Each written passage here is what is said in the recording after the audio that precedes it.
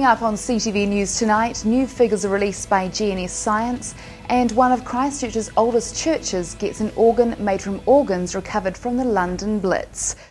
Welcome to CTV News, I'm Kenetta Knight. New figures have been released by GNS Science that state Canterbury has a 23% chance of having another major quake this year. Recently released figures from government research agency GNS Science shows Canterbury has a nearly 1 in 4 chance of a third major earthquake of up to 7 on the Richter scale during the next year. Christchurch City councillors were told of the risk of another large shake at a meeting with Sarah last Wednesday night. Christchurch City councillor Sue Wells then put the information on her blog over the weekend.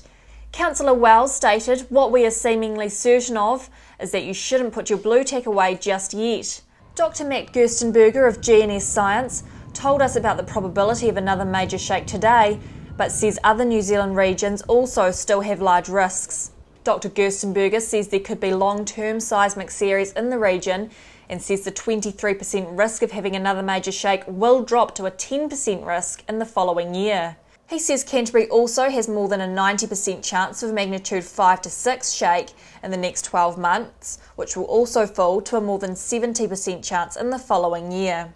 So the 23% probability of an earthquake magnitude 6.0 and 6.9 is for the entire Canterbury region, so this is for the entire aftershock zone, not just focused on Christchurch. And this is for 1 year, starting in kind of mid-March for 1 year from then. And this is calculated using the exact same information, the same model that we use for the earthquake information that we have on the GeoNet webpage, where we've been typically giving forecasts of, say, 1 week or 1 month. So we've just extended that information to a slightly longer time period. And where that information comes from, it's using historical information, so looking at how past aftershock sequences have behaved both in New Zealand and other places around the globe, and we've compiled that information together with some kind of theoretical ideas of how we know aftershock sequences behave, to get an idea of what the average aftershock sequence in New Zealand would do, and roughly how many aftershocks should happen, and kind of in what longer term time frame those should occur. And we can't predict earthquakes, so we can't say exactly when any earthquake might occur, but we get a reasonably good idea of how many to expect and what time frames. So we can then take that information and get a probability for a specific time frame that an earthquake will occur. So if we're looking at this for this particular 23% probability, it's saying there's roughly a 1 in 4 chance that an earthquake of this magnitude will occur in the time frame. But it's also saying that there's maybe a 77% chance that we won't have something like this. And I guess one important thing to keep in mind is that each day that this earthquake does not occur, the probability decreases.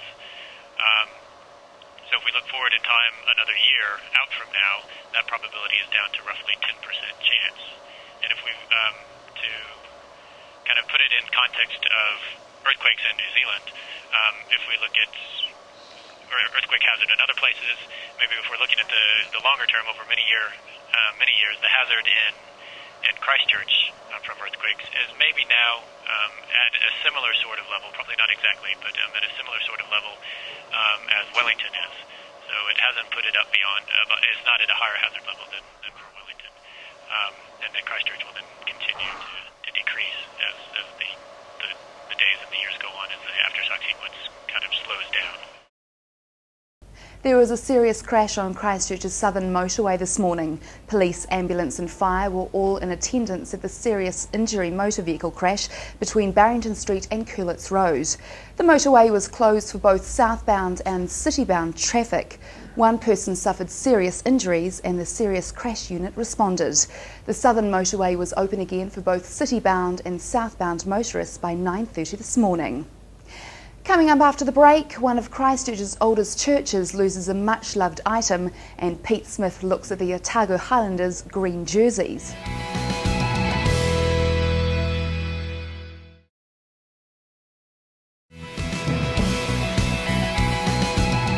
Welcome back. St Michael's Church suffered little damage in the 2 earthquakes. However, its original organ wasn't so lucky. Emily Cooper has more.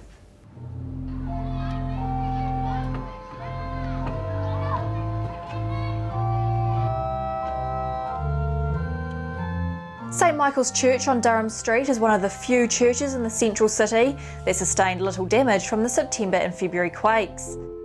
The church has been in the heart of the city since 1852. The present building was opened in 1872 and was the pro-cathedral until 1881. Well, the church has come through really well in all the quakes. It rattles around a bit, but it's wooden, so it's very flexible. And it was fine after September the 4th. Boxing Day, the organ, 3 of the organ pipes fell over, but they were put back, and candlesticks were put up the right way again, and flower vases and things, and we continued as usual. This is the only inner city church operational at the moment. Christ College Chapel, of course, it's a chapel, it's not a church, but it's being used. St Mary's Manchester Street is a wee bit out of the inner city, but that is operational. However, the church was not without complete damage. St Michael's original organ suffered significant damage and now needs major repairs. The organ was, the first organ was put in just after the church was built in 1852, the first church. And when the church was rebuilt, a new organ was ordered by from the same maker, Henry Bevington and Sons. They made lovely organs, and it was rebuilt in 1896 and hasn't been shifted since. It's had tinkerings ever since, but from time to time, but basically it has not been out of the organ chamber. And on February the 22nd, the beautiful pipes on one side collapsed onto the rest of the organ, so it had to be removed for major repairs. Because it had to be removed to be repaired, it seemed the right thing to do to restore it at the same time and clean up some of the complications inside that had accumulated over the years. This is the chance to do it, and we only have to find about $500,000 to do it. However, the church has been given a temporary organ while they find the funds to fix the original organ. An organ made from parts of other organs recovered from the London Blitz has been brought to Christchurch from Timaru. Mr Ellis thinks it is a fitting tribute for Christchurch. So we're able to secure an organ which was made up of pieces after the Blitz in the north of England, and it's been sitting in the factory of the South Island Organ Company since for 30 years. They put it together last year just to demonstrate it, and I managed to get it, and now that's installed. So it's rather appropriate. You've got something that's made out of bits of bombed buildings, destroyed buildings, and it's a pipe organ in here now. So that's fully operational now, and it will be until the other organ is back and we found our $500,000. Outrage in Otago over what the Highlanders are playing in. Pete Smith asked Gary Sear, who has been playing over 100 games for Otago, what he thinks. Well, all hell's broken loose in the deep south. Yes, they're up in arms about their Highlanders jersey. Now, I would have thought after having had a good year this year, why on earth would you want to rock the boat with the fans? Well, it seems as though the marketing gurus have got together, and the best way we can get the Highlanders to play even better is put them in green jerseys. Can you believe it? Well, they can't down there, I tell you. 97% of the fans voted with their hands last night and said on Campbell Live, it's just ridiculous. Well, we thought we'd go to someone who played 100 games for Otago, plus probably my old mate Gary Sear. Gary, green, what a nice colour for down there. Well, it's nearly as bad as the grey that the All Blacks had and Canterbury use at the moment. That didn't work too well for the ABs, did it? No, it hasn't. It didn't work very good for the Crusaders the other night either. Well, I don't need to go on about that, but just interesting, isn't it? Can a jersey make all the difference to how you play? No, but I do think that there is a sentimental value in the present colours, red, blue and gold. Now, they're using this argument, the Highlanders really haven't got a lot of history. Where do you build your history? You've had 15 years in the competition. Well, all the franchises have had 15 years, and I think that's a wee bit ripe coming from the CEO at the moment. Is it a marketing thing, Gary? What do you reckon? I don't think they're going to make a lot of money out of the sales of jerseys, so I just think it's something that's off the wall.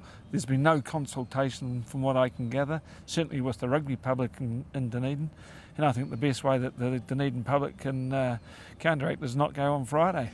But if you look at the Highlanders, the makeup of it now, there's probably more Southlanders in the Highlanders anyway than Otago blokes. So why not take the blue away? Well, absolutely. And then, by next year there might be more Wellingtonians in the team too. But, and what would we put the black in there, do we? So you're not happy? No, I don't think, no. Let's stick to the core colours. But we do hear from the All Blacks the values in the jersey, but they're pretty much stuck with black, haven't they? Well, they've got black and that's it. And hey, no one's going to take black away from the All Blacks. Yeah. And no one should take, red and black away from Canterbury, those sort of values. Now, the makeup of the Highlanders jersey is blue, maroon and gold. I would have thought that took in the 3 feeder unions that go in to make up the Highlanders. Does the whole lot. It's not rocket science, Peter, but they seem to be making a job of it. Yeah. Now, it's all going to be terribly secret, and Friday night we're all going to be blown away by seeing this new jersey. I'll have to turn the tone down on the TV, will I? Will you recognise that it is the Highlanders, though? No. Especially on a Friday night with your record. Oh, thanks very much. Do you know what colour they play in now?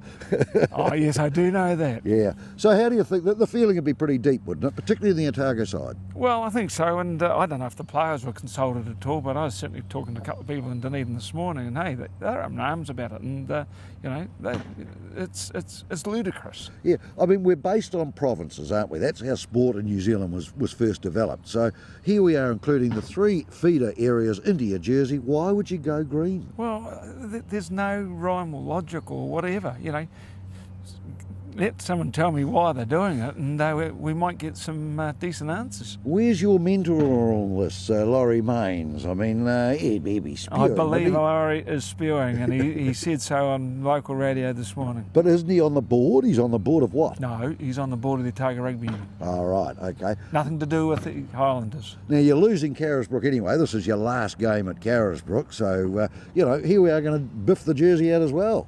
Well, it might be something to do with the new stadium at Forsyth Bar. So you might be better just staying at Collier's in Christchurch, do you think? Absolutely. You're not going back I'm down not there? going to become a Cantabrian quite yet, though. Okay, but we'll never take red and black out of our jerseys, that's for sure. Well, you've got grey in it. Well, that's Marlborough. All right, Gary, so you're not happy and you think it's a silly idea? Absolutely ludicrous. Well, there you are. There's from a guy that certainly knows the Otago jersey inside out. Not happy, and I don't blame him. We're destroying everything that's been set up. And 15 years, in my mind, is history. They've set a bit of a track record. With their playing any better or not in a green jersey, God only knows. The only thing is, Racing Metro in France wear pink. That could have been an option. And I imagine then someone like Anton Oliver thinking about a pink jersey on his Otago boys. Don't think it'd be a good look. Coming up after the break, your local weather.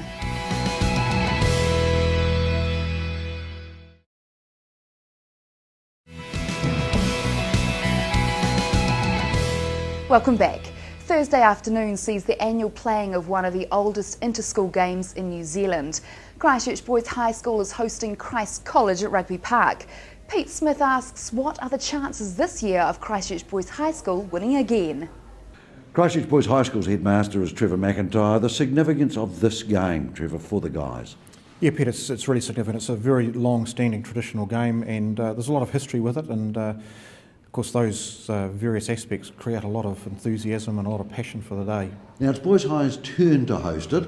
We've had difficulty in the past at your ground for security, which seems a jolly shame, but a bit of a roundabout to get to Rugby Park this time to play it. Yes, it has been, and we've held the game at Rugby Park for a few years now, and certainly this year it was a challenge. We did a merry-go-round. Rugby Park was out for the World Cup. We were offered AMI and QE2. Subsequent earthquake, they were both out, but with the World Cup being lost to Christchurch, we had Rugby Park back again. So we're back in what's traditionally been our home ground for this game over the last few years. And it is a very good venue, isn't it? It's about the right size. The kids are close. Yeah, yes, it is. And you get the two schools on the terrace, and typically we get the grandstand full with supporters and old boys for both schools, and it's a wonderful atmosphere in there. As we go down this hallway, though, you can see the generations that have come through, grandfathers, fathers, sons, and this would still be the paramount game for all of them, wouldn't it? Yes, it is, and you're right. These corridors here drip with history of rugby and other sports in the school as well. But certainly, there's 42 All Blacks hanging on these walls here, and the boys walk past these every day. So those boys that are passionate about the game, involved in the game, certainly do sense the history when they walk down here. How's the first 15 travelling this year then, Drew? Yeah, they've been travelling well. We had that draw against Timaru Boys, which was probably a little bit disappointing, but the Timaru Boys High is a very good side. But yeah, our boys have started solidly, and I think they're a team that's going to grow during the season.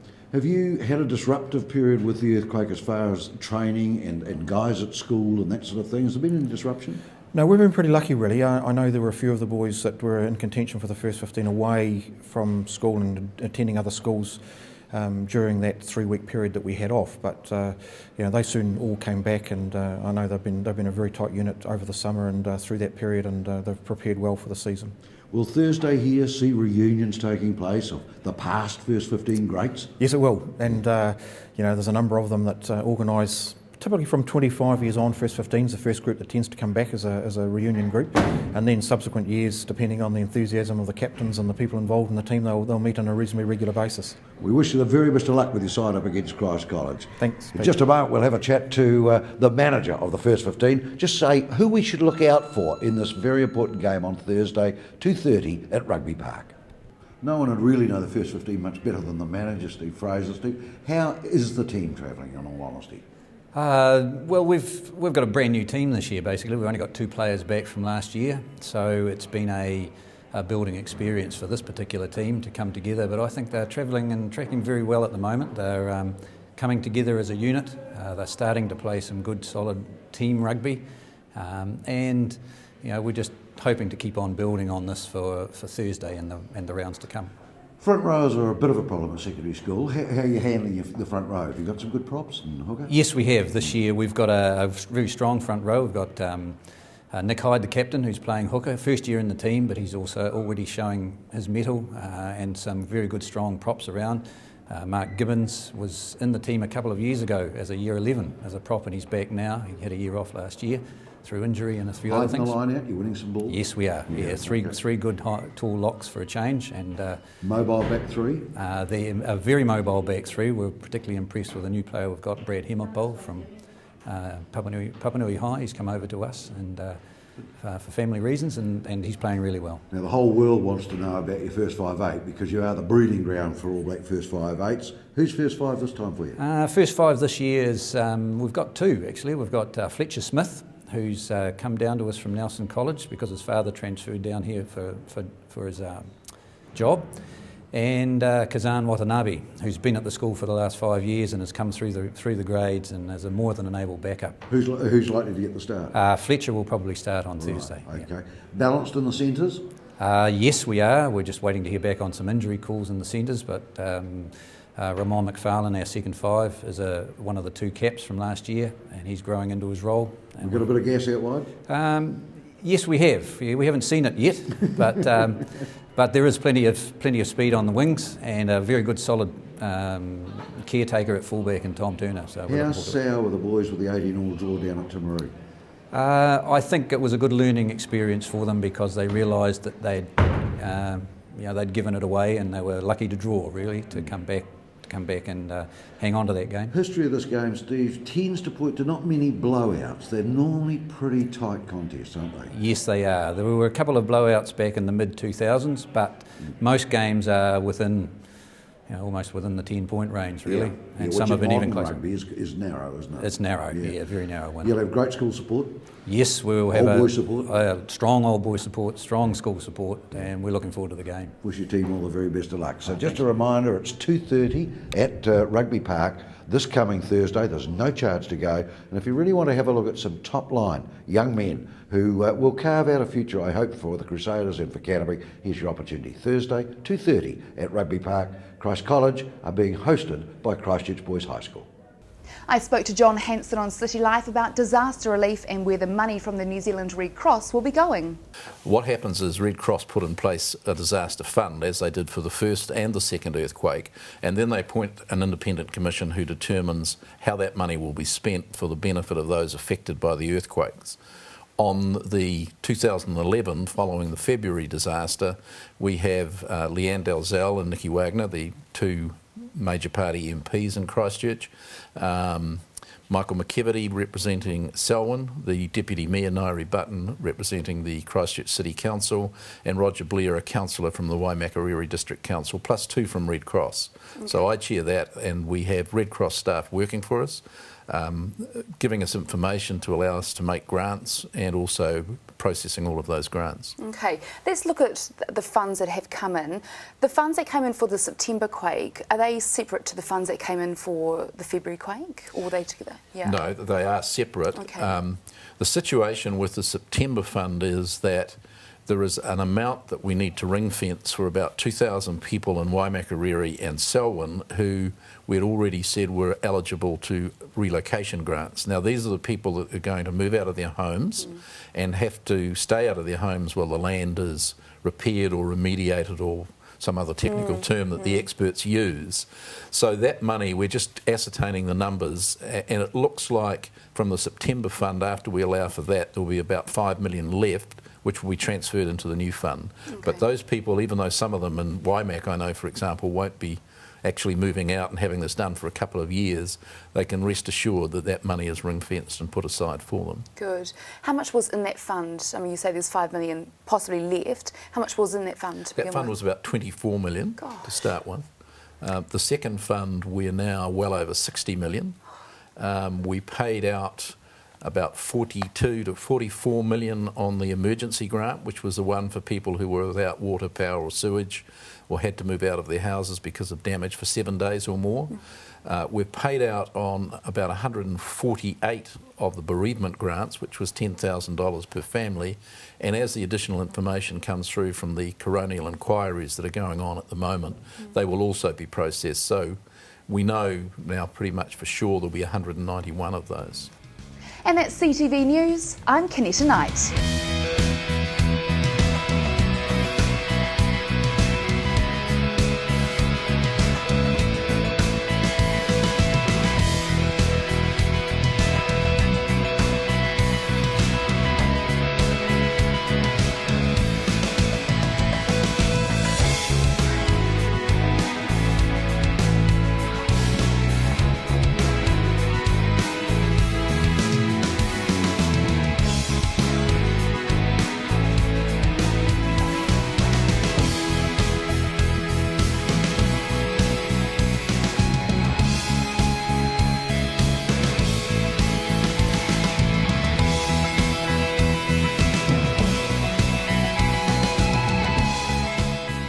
Supporting local content so you can see more of New Zealand on air.